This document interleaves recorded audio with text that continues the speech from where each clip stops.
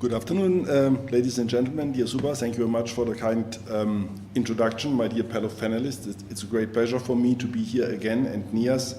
And first, let me congratulate Suba for this very impressive initiative of peace research. I think it's very necessary, and I can only hope, and I'm very sure that it will become a big success. Let me just focus on a couple of points.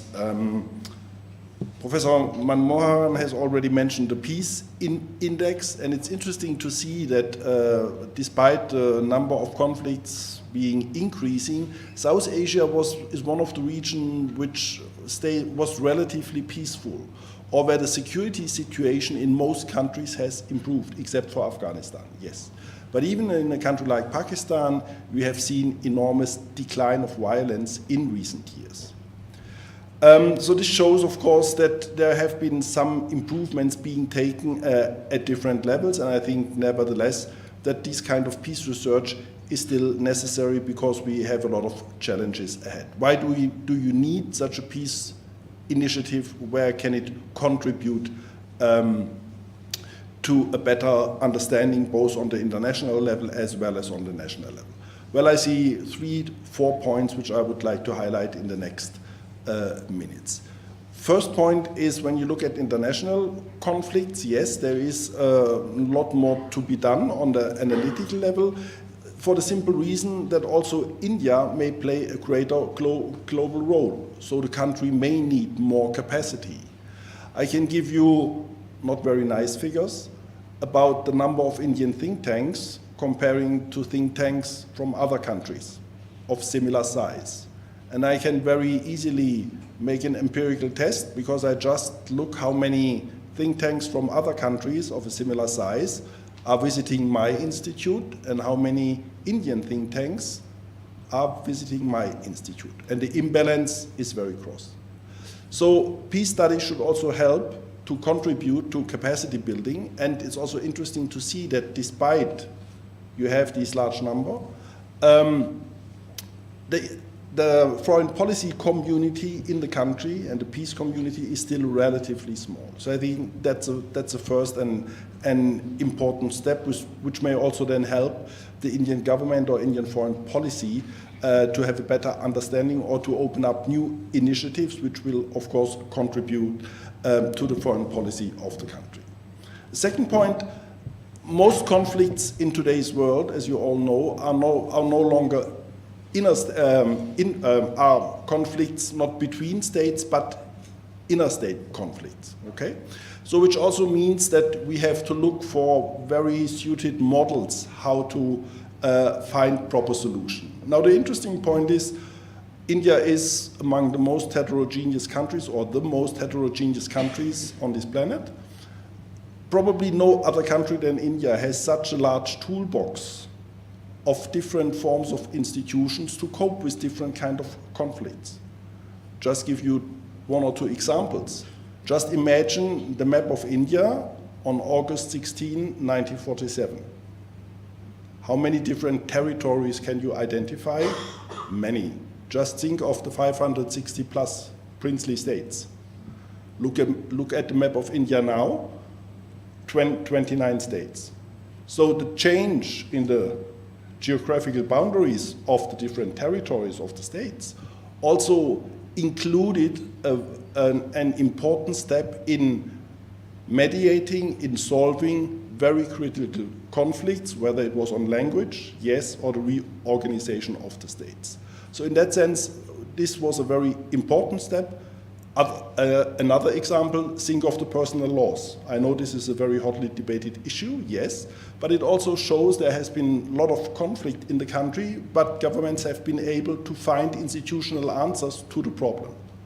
Think of the situation where you have in a relatively small territory like the Northeast, you have 7 states, whereas you have states like UP with 200 million people.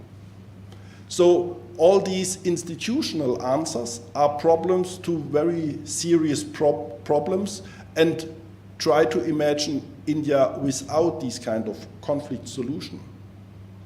Or better, don't try to imagine, because the answer would be probably much worse. So in that sense, I think the country has a lot to offer, has also developed many examples. So an interesting point is also, and this is what you normally do when you go for these kind of initiatives on peace research, you look for suited models and you also look for best practices. So it's an important point also to look for best practices, not only in your country, also in the region, as Suba mentioned, in the neighboring countries, what approaches have been tried out in the past to solve conflicts. Next to the institutional side, let's say where you can think about reorganization of states or provinces, another very important point which we see also in this part of the world is the question of reconciliation. Especially after civil wars, societies always have to stand the challenge how to reconcile what has happened over the last 10 years or how long the civil war goes. Look at the situation in Nepal. It's an enormous problem to find a proper mechanism for the reconciliation. It's even more difficult probably in Sri Lanka. Think about the difficulties between the different communities to stay in the same country, but somehow find a connection to somehow become one nation again. So in that sense, I think institution building, problems of reconciliation are in the focus or should be in the focus, and you have similar problems here in India as well. One can also think about a little bit more practical steps. For instance, we have heard about some of the reasons why conflicts break out and why peace is not there. There is always the divergence of interest. Yes, there is also the feeling of discrimination or the problems having weak state structures. So weak state structures feeling to people feeling affected by the divergence of interest and by different groups. So one aspect could be to look for new forms of mediation.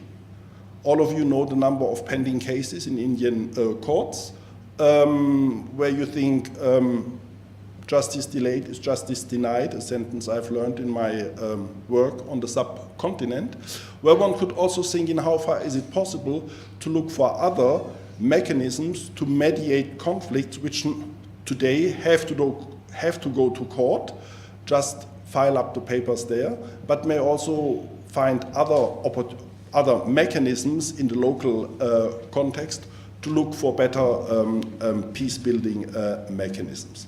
Final point, what is also an interesting observation, many of these conflicts, especially in this part of the world, of which I know a little bit more, have to do with weak state structures, yes, and also with a weak training of security forces. Human rights violations are a constant figure in all these conflicts, which always create armed resistance in the beginning.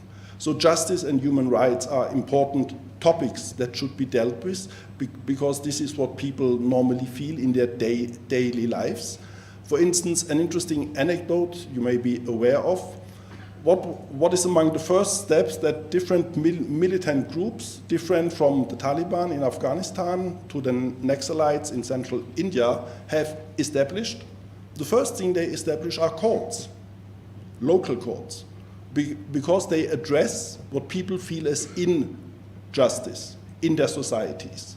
So these militant groups often gain legitimacy by offering a service, justice, which is normally supposed to be under the Constitution. So this shows that mechanisms of justice have to be an important point in peace research because this very often is one of the main drivers which drives conflict and which prevents peace. So in that sense, I want to congratulate Suba again for this very impressive initiative. I hope I will have more opportunities to interact with you and to contribute a little bit to this wonderful plan. Thank you very much.